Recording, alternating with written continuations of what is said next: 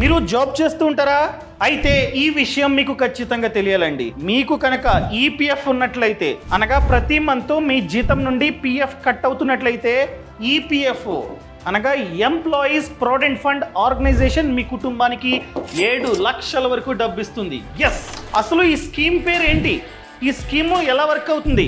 ఈ 7 లక్షలు ఎప్పుడు ఇస్తుంది ఈపీఎఫ్ఓ మన కుటుంబానికి? ఇది చాలా ముఖ్యం. ఎప్పుడు ఇస్తుంది, ఎలా ఇస్తుంది, ఈ స్కీమ్కి ఎలా అప్లై చేయాలి, ఎటువంటి డాక్యుమెంట్స్ని మనమైతే సబ్మిట్ చేయాలి, ఇవన్నీ ఈ వీడియోలో పిన్ టు పిన్ నేనైతే ఎక్స్ప్లెయిన్ చేస్తా. సో ఈ వీడియోని లాస్ట్ వరకు చూడండి. అంతేకాకుండా ఇంతవరకు ఈ ఛానల్ని సబ్స్క్రైబ్ చేసుకోకపోతే ఇప్పుడే సబ్స్క్రైబ్ చేసుకోండి. నేను మీ కౌశిక్ మరిడి. ఈ స్కీమ్ పేరు ఈడిఎల్ఐ స్కీమ్. ఈడిఎల్ఐ అంటే employees deposit linked insurance scheme. పేర్లోనే ఉంది ఇన్సూరెన్స్ స్కీమ్. ఎస్, ఇదొక ఇన్సూరెన్స్ స్కీమ్. మనం ₹1 కూడా కట్టాల్సిన అవసరం లేదు. ఇది కంప్లీట్గా ఫ్రీ. జాబ్ చేస్తున్న ప్రతి ఒక్కరికి ఇది ఉంటుంది, కానీ చాలా మందికి తెలియదు. బై ఎనీ ఛాన్స్ మనకి కనుక రిస్క్ అయితే, అనగా జాబ్ చేస్తున్న టైంలో మనకి కనుక రిస్క్ అయితే మన కుటుంబానికి ఈపీఎఫ్ఓ 7 లక్షల వరకు డబ్బిస్తుంది. మన దేశంలో చూసుకున్నట్లయితే దాదాపుగా మినిమంలో మినిమం 7 కోట్ల ఎంప్లాయీస్ ఉన్నారు. ప్రతిరోజు వేలాది మంది చనిపోతూ ఉంటారు. యాక్సిడెంట్ అయ్యి ఆ కారణం చేత ఈ కారణం చేత, కొందరైతే ఆఫీస్లో కూడా చనిపోతూ ఉంటారు. సో అలాంటి వాళ్ళకి 7 లక్షల వరకు డబ్బు వస్తుందా? రావట్లే. ఎందుకంటే చాలా మంది అప్లై చేయట్లే. ఎందుకంటే అవేర్నెస్ లేదు, ఇలా చెప్పేవాళ్ళు లేరు. అర్థమైందండి? జాబ్ చేస్తున్న ప్రతి ఒక్కరికి ఈ ఫ్రీ ఇన్సూరెన్స్ స్కీమ్ అన్నది ఉంటుంది. సో మనం ఎంప్లాయ్మెంట్లో ఉన్నప్పుడు ఏదైనా జరిగితే, ఏ కారణం చేత ఏం జరిగి చనిపోయినా కూడా, అంటే ఆఫీస్లో వర్క్ చేస్తున్న టైంలోనే చనిపోతే ఇన్సూరెన్స్ వస్తుందని కాదు. సో మీరు ఎంప్లాయ్మెంట్లో ఉన్నారు, ఎక్కడో ట్రిప్కి వెళ్ళారండి వీకెండ్ సండే, అప్పుడు రిస్క్ అయినా కూడా ఖచ్చితంగా మీకైతే ఈ క్లెయిమ్ అన్నది వస్తుంది. మనం ₹1 కూడా కట్టము. మన కంపెనీ ఈపీఎఫ్ఓకి కడుతూ ఉంటుంది ప్రతి మంత్. సో మన బేసిక్ ప్లస్ డిఏ మీద 12% మన ఎంప్లాయర్ కడుతూ ఉంటాడు కదా ఈపీఎఫ్ఓకి. దాంట్లో ఆ 12%లో 0.5% దీనికి వెళ్తూ ఉంటుంది. సో మ్యాక్స్ టు మ్యాక్స్ ప్రతి మంత్ ₹75 కడుతూ ఉంటాడు. ఇలా ఎన్ని కంపెనీస్ ఉన్నాయో, ఎంతమంది ఎంప్లాయర్స్ ఉన్నారో, అంటే ఎవరైతే ఈపీఎఫ్ఓకి లింక్ అయి ఉన్నారో వాళ్ళందరూ ఇండైరెక్ట్ గా ఈ స్కీమ్ కి డబ్బుని కడుతున్నట్లే. ఈ డబ్బునే ఎవరికైనా రిస్క్ అయితే ఈపీఎఫ్ఓ ఇస్తుందన్నమాట. Max to max 7 lakhs. దీనికంటూ ఒక కండిషన్ ఉంది. ఏంటంటే లాస్ట్ 12 monthsగా మన జీతం నుండి పిఎఫ్ కట్ అవ్వాలి, అంతే కండిషన్. ఫర్ ఎగ్జాంపుల్, ఈ మంత్ XYZ అనే ఎంప్లాయీకి రిస్క్ అయిందండి. సో అతనికి ఈపీఎఫ్ఓ అనగా ఆయన కుటుంబానికి ఈపీఎఫ్ఓ ఈ డబ్బు ఇవ్వాలంటే లాస్ట్ 12 monthsగా అతని జీతం నుండి పిఎఫ్ కట్ అవుతూ ఉండాలి. అదొకటే చూస్తారు. ఫర్ ఎగ్జాంపుల్ మీరు అడగొచ్చు, జాబ్ చేసేవాడినండి, ఒక 4 months బ్యాక్ రిజైన్ చేశా, ఇప్పుడు బిజినెస్ చేస్తున్నా, పొరపాటున నాకు రిస్క్ అయితే అప్పుడు కూడా ఈ డబ్బు వస్తుందా? జనరల్గా అయితే రాదు.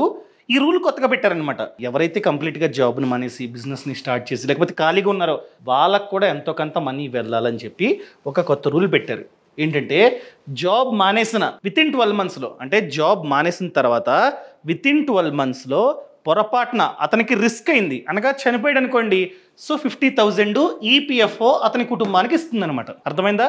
ఎంప్లాయ్మెంట్లో ఉన్నాడు అనుకోండి, అనగా జాబ్ చేస్తున్న టైంలో ఏదైనా రిస్క్ అయితే మ్యాక్స్ టు మ్యాక్స్ 7 lakhs. ఇప్పుడు మెయిన్ థింగ్ మీరు అడగొచ్చు, మీరు మినిమం 2,50,000 అన్నారు, మ్యాక్స్ వచ్చేసి 7 lakhs అన్నారు, అంటే అందరికీ 7 lakhs రాకపోవచ్చు. ఒకవేళ జీతం తక్కువ ఉంటే తక్కువ రావచ్చు. దీనికంటూ ఏదైనా ఫార్ములా ఉందా?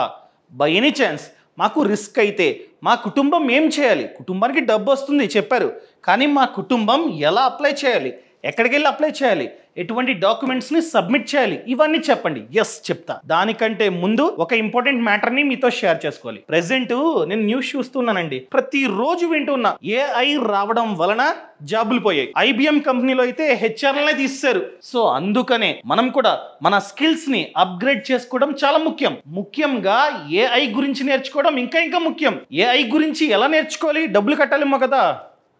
ప్రెసెంట్ అయితే ఒక ఫ్రీ కోర్స్ ఉందండి, అదే 180 minute ఏఐ క్రాష్ కోర్స్ అనమాట. ప్రెసెంట్ అయితే మన సబ్స్క్రైబర్స్కి మాత్రమే ఫ్రీ. అది కూడా ఫస్ట్ 1500 సబ్స్క్రైబర్స్కి మాత్రమే. అంటే లింక్ కింద డిస్క్రిప్షన్లో పక్కన కామెంట్స్లో ఇచ్చా. ఎవరైతే ముందుగా క్లిక్ చేసి రిజిస్టర్ అవుతారో అది కూడా ఫస్ట్ 1500 మందికి మాత్రమే ఫ్రీ. తర్వాత పెయిడ్ ఉంటుంది, గుర్తుపెట్టుకోండి. సో ఈ క్రాష్ కోర్సులో మీరు ఏం నేర్చుకోవచ్చు?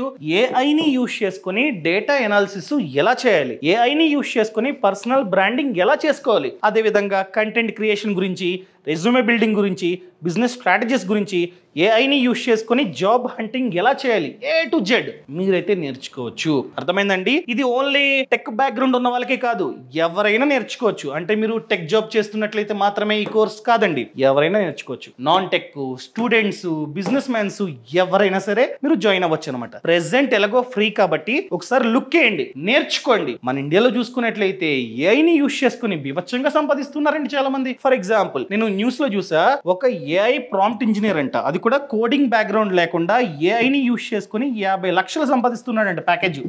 అతని ఇయర్లీ ప్యాకేజ్ 50 లక్షలు అంట, చూడండి. సో ఇలాంటి జాబ్లు ఫ్యూచర్లో క్రియేట్ కావడానికి ఛాన్సెస్ చాలా ఎక్కువగా ఉన్నాయి.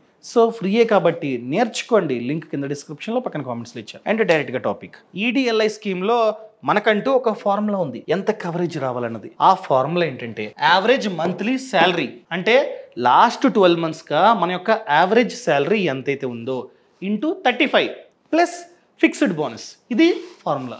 ఎగ్జాంపుల్గా మీ యావరేజ్ మంత్లీ శాలరీ చాలా తక్కువ, ఎంత అనుకుందాం? 10,000 అనుకుందాం. So 10,000 into 35 plus bonus, fixed bonus. ఇది మారుతూ ఉంటుందన్నమాట. ప్రెసెంట్ చూసుకున్నట్లయితే 2,50,000 ఉంది, ఇంతకు ముందు 1,75,000 ఉండేది. ఇది ఫ్యూచర్లో మారచ్చు. మీరు కనుక ఫ్యూచర్లో చూస్తున్నట్లయితే ఇది మారచ్చు, గుర్తుపెట్టుకోండి. అంతా కలిపితే 6 lakhs. So 10,000 average monthly salary ఉన్నవాడికి 6 lakhs కవరేజ్ అనేది వాళ్ళ కుటుంబానికి వెళ్తుంది. అదే మీ జీతం అంటే యావరేజ్ మంత్లీ శాలరీ 15,000 కంటే ఎక్కువ ఉందనుకోండి, సో ఖచ్చితంగా 7 lakhs మ్యాక్స్. ఎగ్జాంపుల్గా 15,000 అనుకుందాం, ఎంత? 7,75,000. ఇంత రాదు, ఈ 75,000 రాదు, ఓన్లీ 7 lakhs వస్తుంది. మీ జీతం ఎంత ఎక్కువ ఉన్నా కూడా మ్యాక్స్ టు మ్యాక్స్ ఈపీఎఫ్ఓ ఇచ్చేది 7 lakhs. అంటే మీ శాలరీ 15,000 దాటిందంటే మీకు వచ్చేది 7 lakhs. ఒకవేళ 15,000 కంటే తక్కువ ఉందనుకోండి, మేబీ ఈ గ్యాప్లో 2.5 నుండి 7 lakhs మిడిల్లో ఎంతన్నా రావచ్చు. క్లియర్? అర్థమైందండి?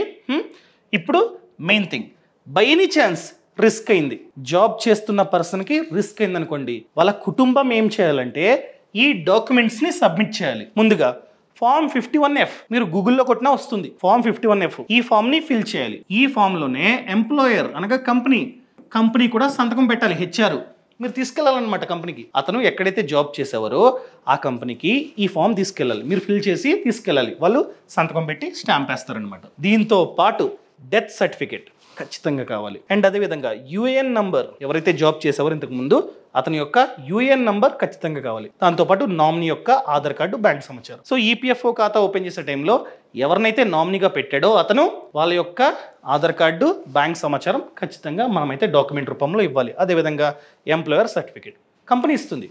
ఎంప్లాయర్ ఖచ్చితంగా ఈ ఫామ్లో సంతకం పెడతాడు అండ్ ఈ డాక్యుమెంట్ కూడా ఇస్తాడు అనమాట. ఇవన్నీ తీసుకెళ్ళి రీజనల్ ఈపీఎఫ్ఓ ఆఫీస్, అర్థమైందండి? మీరు కావాలంటే కొట్టండి గూగుల్లో, ఏమని?